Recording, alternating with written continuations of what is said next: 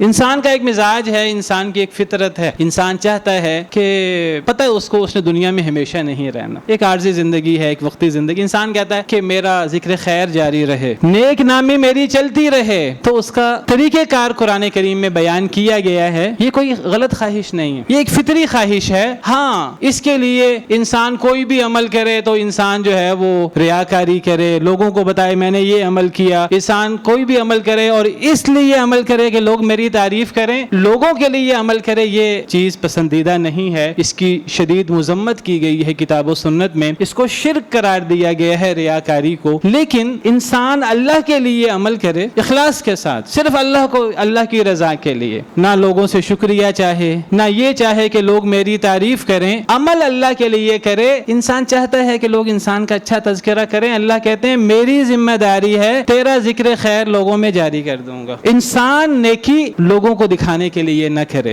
ریاکاری کے لیے نہ کرے، نیکی اللہ کے لیے کرے، وہ اللہ کا کام ہے۔ اللہ جبریل کو حکم دیں، اے جبریل میں فلاں شخص سے، اپنے بندے سے محبت کرتا ہوں، وہ میرے لیے نیکی کرتا ہے، اے جبریل تم اس سے محبت کرو، اے جبریل تمام فرشتوں میں اعلان کر دو وہ اس سے محبت کریں، اور پھر اس محبت کو دنیا میں لوگوں میں ڈال دیا جاتا ہے، صحیح حدیث مبارکہ کے مطابق۔